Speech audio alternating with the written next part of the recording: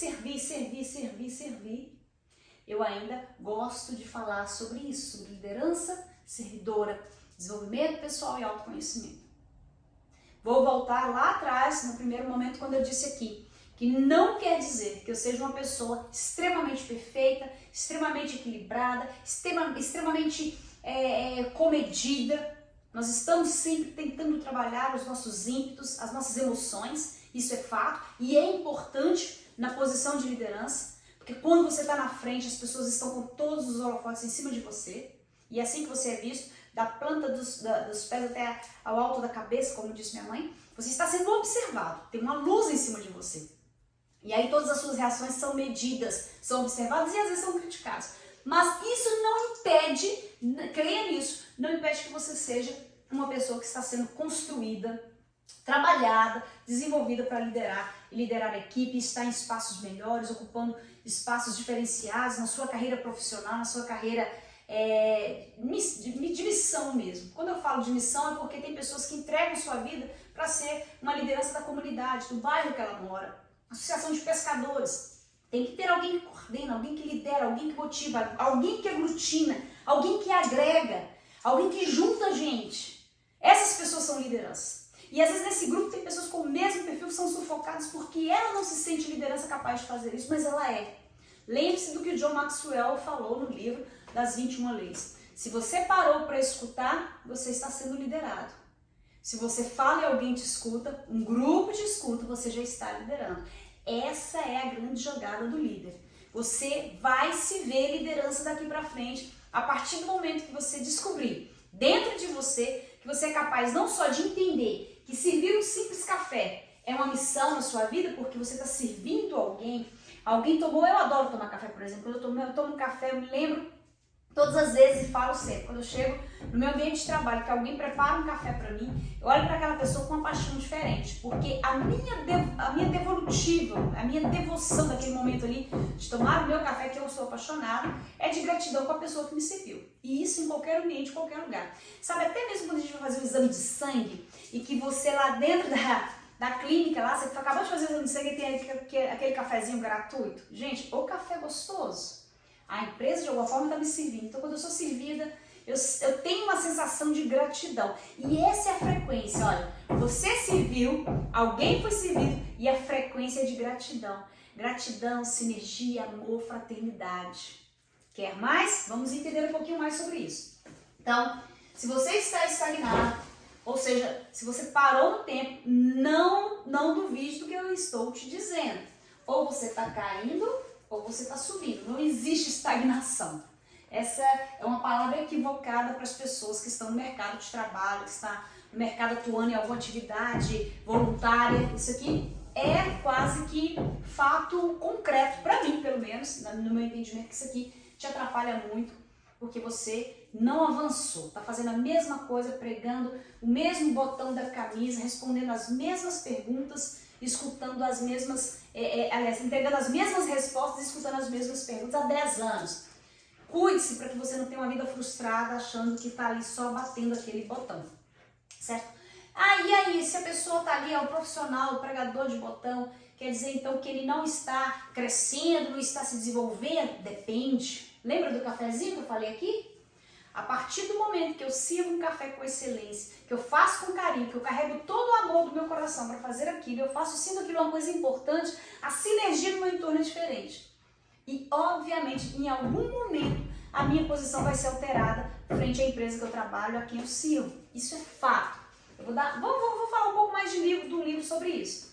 Então, quando você já está numa posição de liderança, mas você ainda se sente ainda em fase de crescimento e está achando dificuldade, essa pessoa 2. Nós vamos trabalhar o autoconhecimento, desenvolvimento pessoal.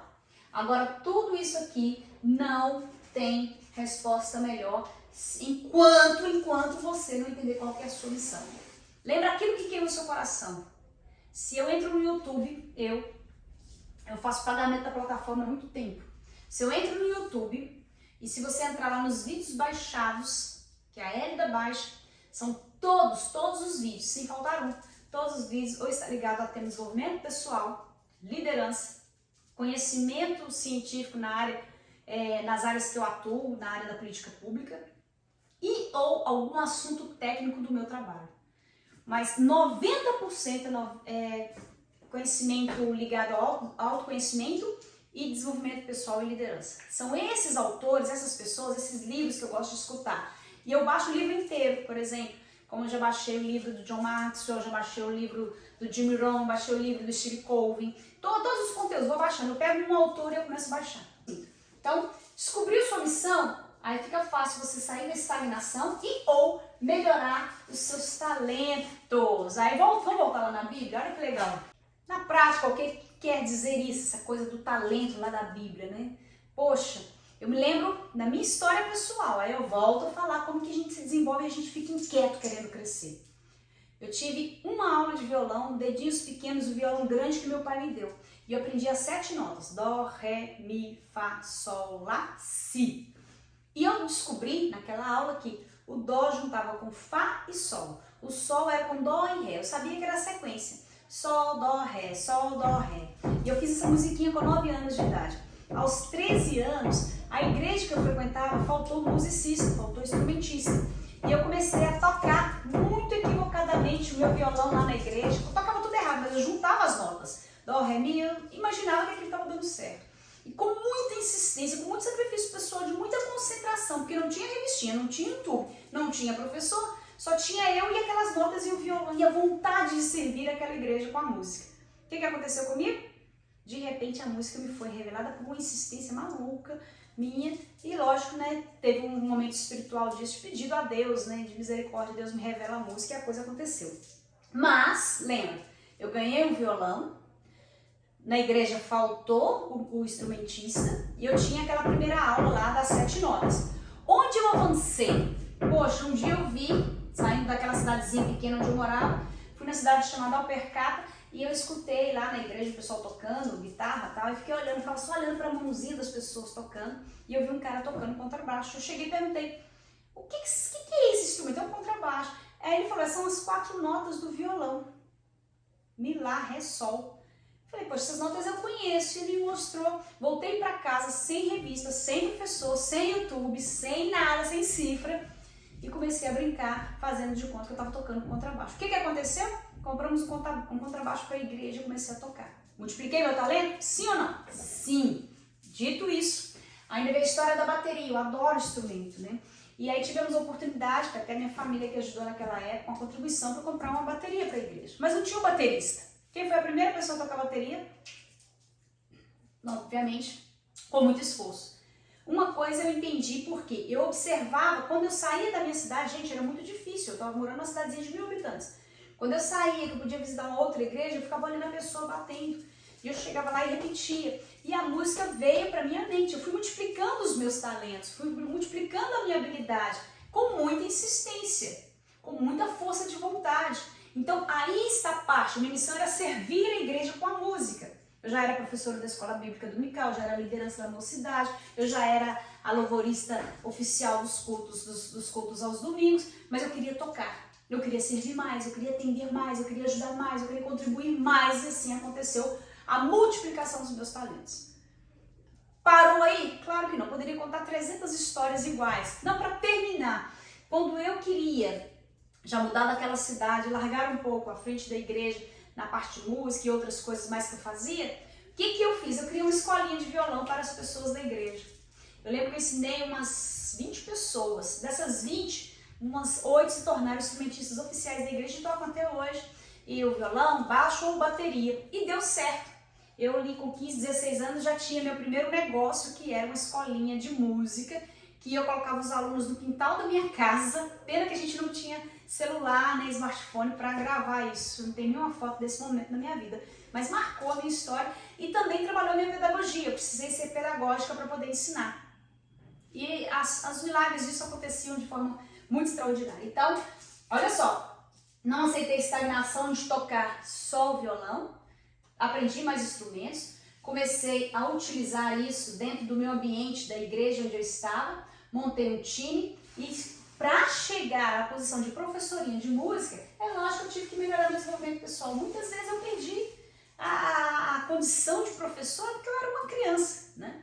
Mas eu estava naquele momento tentando me desenvolver. E a minha missão na música era servir. Não tinha outra missão. Ah, você tem a missão de ensinar música? Não.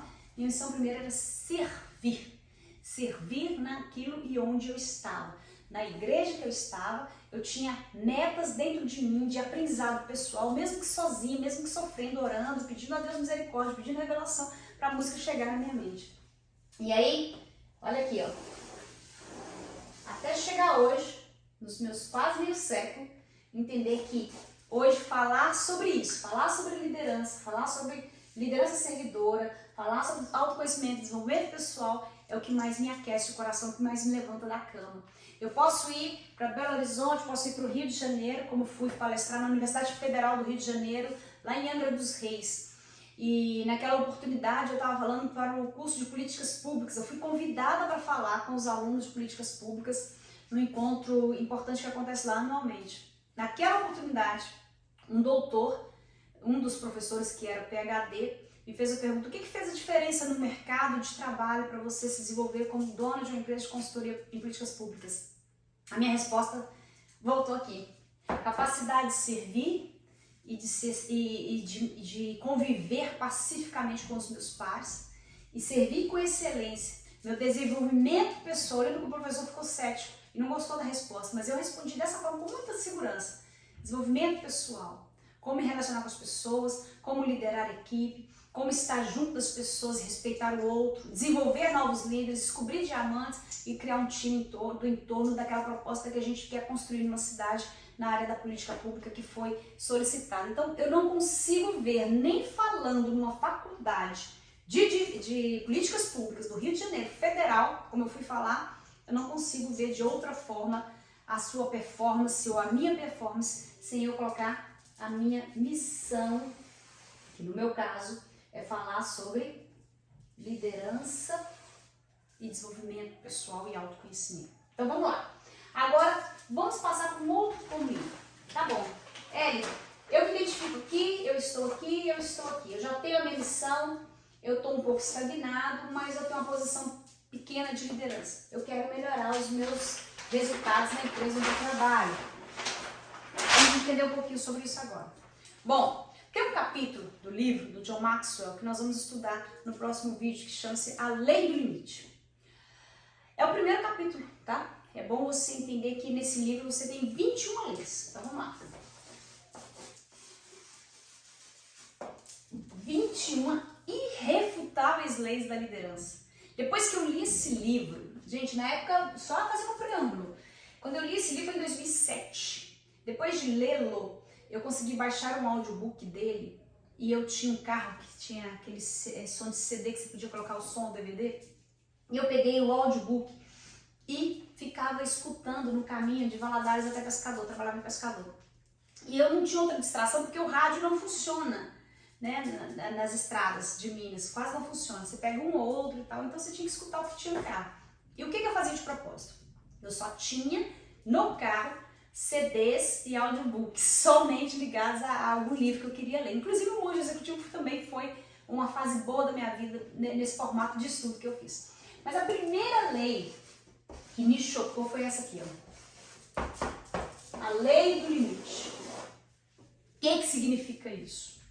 Um exemplo clássico no livro das 21 leis, do John Maxwell, que é um escritor americano dos Estados Unidos, ele é até pastor, mas na vida dele, a maior missão da vida dele é descobrir e desenvolver novos líderes, que hoje eu tenho como minha, por um aprendizado que eu tive com ele, que eu queria me tornar uma liderança, eu queria ser uma pessoa que pudesse influenciar pessoas para alguma coisa boa, tá bom? Importante dizer isso, e levar pessoas para caminhos bons nas suas respectivas áreas, e ele tinha isso como missão, e ele foi escrevendo livros e criando núcleos e grupos no mundo todo. Eu sou uma aluna do John Maxwell.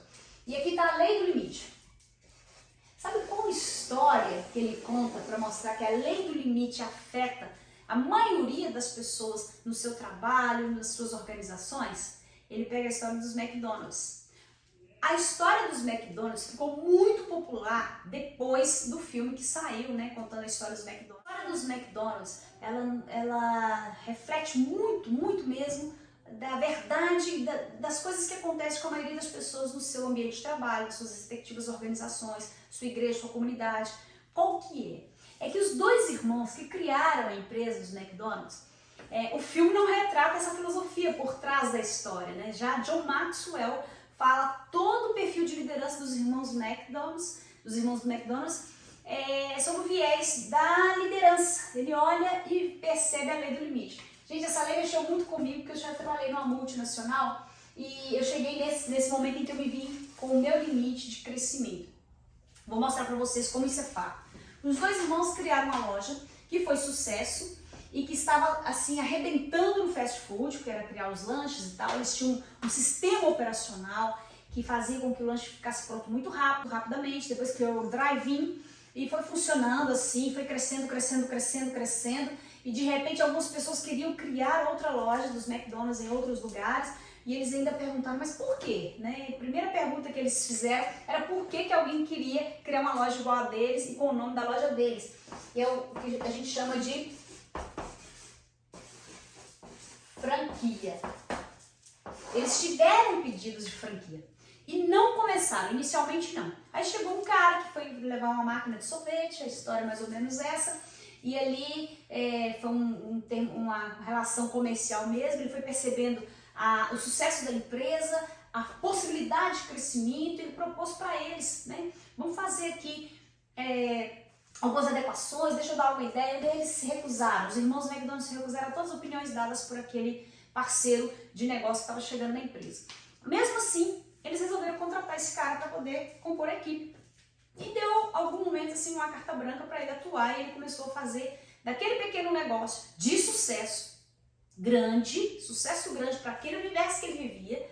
Ele deu liberdade para esse líder novo que estava chegando com gás, com sangue no olho, com muita vontade de crescimento. Nessa liberdade que eles deram, começou a crescer, e de repente, os que eram donos, e aqui estava um colaborador,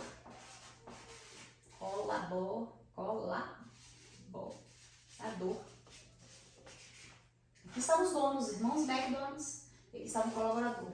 De repente, essa posição foi descendo, porque eles estavam estagnados. Lembra do que eu disse? Ou você está crescendo ou você está decrescendo. De donos se tornaram parceiros do colaborador, e de colaborador eles tiveram que vender a parte para esse colaborador. E hoje o McDonald's está em mais de 90 países. Tem uma loja do McDonald's operando em algum centro comercial de sucesso, de grande escala. Aqui, nesse capítulo da Lei do Limite, o John Maxwell brilhantemente narra a história ipsis literis do que aconteceu quando o sucesso chegou no limite dos irmãos McDonald's. Sabe quando você está assim, poxa, eu quero crescer, eu quero que a minha empresa venda muito, e eu tenho uma loja, e daí eu quero fazer com que o meu negócio exploda na cidade, eu quero prosperar, eu quero que a minha portinha aumente, beleza. Aí de repente você começa a fazer todo o passo a passo para isso. Você aumenta suas horas trabalhadas, tá? Você chega mais cedo na empresa, sai por último. Você começa a encurtar o seu horário de almoço. Aí você começa também a trazer mercadoria nova para a loja. E aí começam as coisas boas, o dinheiro começa a entrar, mas aí começam os problemas. Olha como é que a lei do limite te mostra o seu limite. Qual o primeiro problema que começa a surgir? Você começa a ter que ter mais funcionários, o que já aumenta o seu custo. Mas também aumenta a sua capacidade de liderar um funcionário e fazer dele um bom colaborador. Aí, quando você não dá conta daquele colaborador, você dispensa e chama outro, e vai vindo. A lei do limite não está no seu colaborador, está em você em conseguir fazer com que esse colaborador assuma a missão da sua empresa, tenha a sua visão de crescimento e você consiga dialogar, porque comunicação não é o que você fala, mas é o que o outro escuta. Aí começa seu primeiro limite começa aí, quando você precisa trazer mão de obra externa para te ajudar no seu crescimento. Segundo ponto, a loja cresceu, mercadoria demais, tem que alugar um ponto novo, então aumenta o seu custo operacional, e aí você tem que ter uma loja maior, ou quebrar uma parede, ou subir, e assim sucessivamente. E aí você começa a ter que fazer investimentos, e aí você é uma pessoa insegura para fazer grandes financiamentos no banco, você é uma pessoa daqueles investidores mais da retranca, que não gosta de arriscar muito, e aí que começa a surgir o seu limite. O limite está aqui. Tá bom, vou trocar o exemplo, vamos usar um exemplo bem coloquial. Meu sonho é ser vereador. Tá? Eu quero ser vereador na minha cidade, aí você vai lá para sua rede social, eu acho que eu vou mudar essa sociedade, e tá, faz um discurso lindo. Mas para ser um vereador, por exemplo, um vereador com eficácia, um que seja eficiente, que realmente responda à expectativa do papel e da função de um vereador, ele é uma pessoa que consegue ver, de alguma forma, um segmento, uma luta, uma política pública, ou a cidade, ou o seu bairro, ou algum movimento de forma especial. Mas para ver, não é ler não, gente. Para você se tornar uma liderança política na sua cidade, você tem que estar inserida naquela política pública que vai fazer disso a sua plataforma de campanha. Bom, falei difícil para você? Vou te explicar. Eu sou servidora da educação e eu percebo que os salários dos servidores da educação estão defasados, há muito tempo sem reajuste. Não como acontece agora em 2022, que o governo federal liberou aí 30% de reajuste para o piso salarial dos servidores da educação, né, para os professores. Mas vamos supor, vamos ver em outro cenário. 5 anos sem nenhum reajuste e você é um professor. Só que você fala que um dia vai ser um defensor, quer ser um vereador na minha cidade para defender os servidores. Vamos lá. Acontece os debates sobre o salário do servidor, você não vai. Uma manifestação dos professores para discutir o assunto, você não vai. Na Câmara de Vereadores está votando o plano de cargos e salários do servidor e você não vai. Tem um encontro estadual da educação para debater os desafios da educação no milênio, você não vai. Olha aí onde está a estagnação. Você deseja uma posição que está aqui, de liderança, de defender uma classe, mas você não se compromete com a luta dessa classe, com a caminhada dessa classe e quais os caminhos que você precisa conhecer na prática e não na teoria, que fazem você ter um discurso dessa política pública. É sobre isso que eu estou falando. Vou dar outro exemplo. Eu sou uma pessoa ligada ao empreendedorismo feminino e eu gostaria muito de ter um mandato político, de deputado estadual, deputado federal para defender a minha classe. Você participa da associação comercial da sua cidade, ou do estado, ou do Brasil, da Confederação Nacional? Você está presente nos principais eventos, aqueles eventos regionais que são feitos para discutir desenvolvimento econômico, planejamento estratégico. Você se dispõe a pegar uma cartilha lá do Sebrae, uma cartilha da AC Minas, da Confederação Nacional, da Federaminas. Você se compromete a estar estudando sobre isso, compreendendo o processo do empreendedorismo, mesmo que você não seja um empreendedor de sucesso. Às vezes você estudando o sucesso do colega, das grandes empresas, das grandes marcas, vão te dando, gerando consciência em você do comportamento, do modo de viver de cada empreendedor. Por isso que eu volto a dizer, a lei do limite, ela te mostra exatamente onde você está. Eu me lembro de uma multinacional onde eu trabalhei, quando a gente, meu grupo definiu que a gente tinha que dar um passo à frente, que era o crescimento de uma posição para uma maior. Foi uma decisão muito dolorosa porque ela demandava muita atenção minha para o meu grupo, para o meu coletivo. Com essa decisão minha, aumentaram as ligações, que eram antes de 8 às 18, passaram a ser de 8 à meia-noite. Aumentou substancialmente o meu deslocamento, a minha presença em vários lugares, ajudando a minha equipe para o nosso crescimento. Aumentou substancialmente a cobrança sobre mim, sobre os meus resultados, porque além de ajudar a minha equipe, eu tinha também que ser exemplo. Porque ajudar não é só cobrar, não é só incentivar, não é só ensinar e mostrar o caminho, é fazer o caminho, puxar junto, vem ver como eu estou fazendo. Isso que é liderar. Então aumentou tanta coisa, tanta dificuldade, que aí eu me deparei de novo com o meu limite. Será que eu estou preparada para crescer até chegar nesse nível e depois galgar o próximo? Eu cheguei nesse nível. Eu consegui sair daquele terceiro nível e ir para o quarto. Aí sim eu já estava consolidado uma liderança regional e naquela época vinha até lideranças de fora, de Belo Horizonte, da Bahia, conhecer o meu trabalho, como que eu desenvolvia aquela equipe. Aí eu já tinha do terceiro nível da escadinha, quando eu cheguei no quarto, tinha o quinto nível. No quarto nível, aliás no quinto, né? Eu já tinha passado por essa, cheguei aqui. Quando eu fui caminhar para o quinto nível, eu tive um outro limite. E esse limite me derrubou, senão eu teria feito uma carreira de sucesso nessa empresa. E foi, acreditem, acreditem, a coisa que me derrubou para eu chegar no 5º nível, vou até fazer de novo aqui, ó. Escada. Passei pelo 1º nível, pelo 2º, pelo 3º, alcancei esse 4º nível, que ele era muito pesado para mim. Para eu chegar no 5º nível, eu fui esbarrada no limite tão bobo, mas tão importante para mim, para você vai ser ridículo. O nível do limite do sentimento. Quando um membro da minha equipe me magoou, me machucou, me feriu, me traiu, foi desleal e foi sem caráter. O meu despreparo para lidar com aquela dor foi tão grande que eu fiquei 1 ano em isolamento.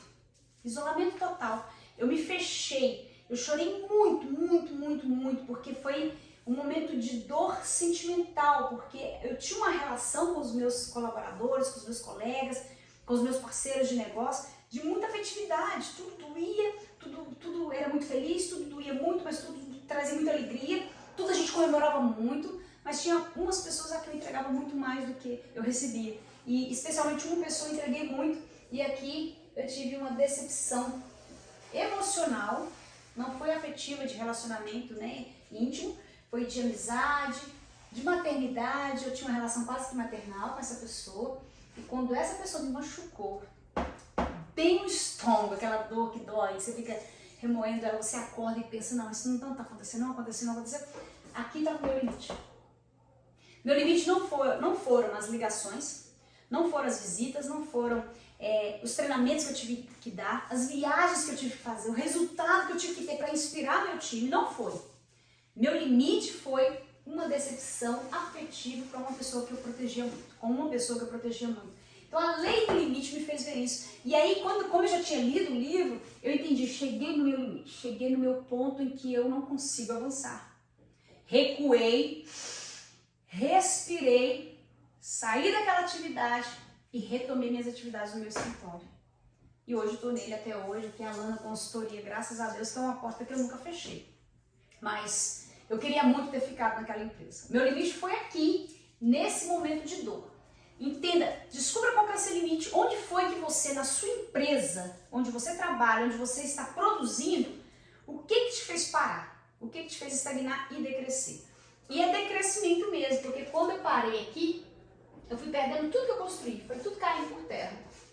E algumas coisas que ficaram daqui ainda permanecem porque essas pessoas que estavam comigo acreditaram nelas mesmas e deram prosseguimento, porque a inspiração delas, que era eu, saiu de perto, certo? Então, por isso que ler livro ajuda a gente. Quando você se depara com o seu limite, você aqui, compreendendo e entendendo, você consegue começar a se tratar. Hoje, quando eu estou diante de uma situação que chega no meu limite, eu já cheguei em situações iguais, depois disso, eu cheguei em situações iguais várias vezes. Não foi uma não. Por quê? Porque eu estou em posição de liderança ainda.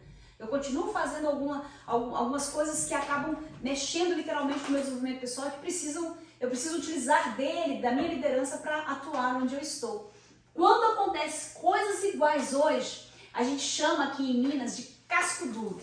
Eu tenho casco duro hoje. Para alguma coisa me derrubar, me jogar no chão, tem que ser uma coisa muito mais forte do que tudo que eu já passei. Porque essa experiência me marcou, ela me tirou de uma oportunidade muito grande da minha vida. Eu estava crescendo, eu tinha números, eu tinha resultados, eu tinha paixão, eu tinha visão. Eu dava resultado, eu ganhava todas as premiações daquela empresa, daquela multinacional. Todas, batia a meta todo mês, batia a meta todo ano. Eu não estava fora dos resultados. Agora eu tenho uma fragilidade melhorada hoje, mas que era muito maior, que é a do sentimento. Quando envolve o coração, eu fico meio baqueada mesmo, eu demoro a me recuperar. Mas hoje, se eu vivesse a mesma situação, onde meu limite foi extremamente testado aqui, se eu vivesse a mesma situação, eu respiraria fundo, chamaria meu advogado, resolve a questão, tiraria uns 3 dias, me isolaria em algum lugar para limpar isso do meu coração, para não deixar essa coisa ficar me doendo, me machucando, me martirizando, e eu me desenvolveria. Uma coisa eu sei, eu me melhorei muito depois de ter tomado esse soco na boca do estômago. Então, lei do limite, vamos voltar aqui. Vamos lá, gente, presta atenção no que eu estou falando. Olha só. Esse nosso encontro de hoje, que vai se repetir, ele é para quem está estagnado, em posição de liderança, que ainda não se encontrou, que acha que está parado, mas é onde eu já fiz uma reflexão. Você não está parado, você está decrescendo, perdendo oportunidades, passando o tempo. Esse nosso encontro permanente, falando sobre liderança, desenvolvimento pessoal, é para pessoas que querem liderar ou que já estão liderando, que já estão em alguma posição que você pode entregar mais, se dar mais, mas para isso você vai ter que descobrir o quê? Qual que é a sua missão? E sua missão começa da compreensão de saber o que você está fazendo, como está fazendo, para quem está fazendo e por que está fazendo. O que você está fazendo, para quem está fazendo, como está fazendo e onde está fazendo. Gente, será que é difícil entender que o simples ato, olha só, o simples ato de pegar um carro para dirigir, você é motorista. Quando você pensa na quantidade de vidas que está dentro daquele ônibus ou daquele carro, daquele táxi que você está cuidando, levando de um ponto para o outro. Quantas pessoas o motorista já pegou e já levou até seu ambiente de trabalho, já levou para o encontro mais feliz da pessoa, ou até para um velório, não importa. É um motorista. Mas eu não sou apenas o cara que liga a chave. Eu acordo, eu entrego, eu levo vidas, busco pessoas. Isso se chama assim, descobrir qual que é a sua missão. E tem um treinamento que eu fiz o ano passado, que eu recebi, aliás, que era descobrir o seu Ikigai, que para mim, na filosofia, bate muito com o que eu já tinha de missão e visão. No Ikigai, nesse treinamento, fala assim, se você faz o que você ama, certo? Você faz o que você ama. E se você recebe, e se as pessoas que recebem o que você faz, se fazem essas pessoas serem melhores, ou melhorar a sua vida, ou dar alguma coisa diferente para essas pessoas. E se você recebe pelo que você faz, que é o que você ama e que muda a vida das pessoas, você descobriu seu Ikigai. Descobriu sua missão. Então, o que eu faço? Eu estou numa área hoje executiva em frente a uma associação de municípios, mas poderia tratar isso meramente administrativamente. Como assim? Eu poderia apenas continuar pensando que aquilo ali é um trabalho administrativo, onde eu tenho que comprar, contratar, demitir, selecionar, organizar e criar uma infraestrutura. Mas eu vou além. Eu quero entender que onde eu estou, eu posso de alguma forma influenciar pessoas a verem o seu trabalho com a visão, com a missão, no coração. Então eu não consigo começar nenhum encontro, nenhuma reunião, um simples bate-papo, sem levar as pessoas que estão ali no meu entorno a um estágio de consciência elevada, de uma frequência de que eu estou aqui porque eu tenho uma missão nessa terra. Esse espaço que eu tenho para trabalhar, as pessoas que eu me conecto diariamente, as pessoas com quem eu falo, com quem eu compartilho as minhas experiências, são oportunidades que eu tenho de ajudar essas pessoas a pensarem diferente, a agirem diferente. Então a minha missão hoje é muito clara para mim, é falar sobre isso e desenvolver isso além das atividades seculares em torno da minha missão. Eu tenho que levantar, tenho que pegar carro, tenho que dirigir, eu tenho que ligar, eu tenho que responder, eu recebo alguns momentos situações muito tristes que me ofendem, me magoam, tudo bem, faz parte. É o processo para eu desenvolver o quê? O meu limite. Então, olha só, dentro desse painel aqui, que te toca o coração, que te movimenta, vai te fazer feliz. No meu caso é servir, servir, servir. E aqui eu entrei hoje basicamente na lei do limite. É muito importante que você que está me vendo hoje pela primeira vez, tira um tempinho, pega lá no YouTube, as 21 leis de John Maxwell, a lei do limite, e escute essa lei. No próximo encontro, eu vou falar de mais 2 leis muito interessantes. Fica assim, um grande abraço e a gente se encontra brevemente.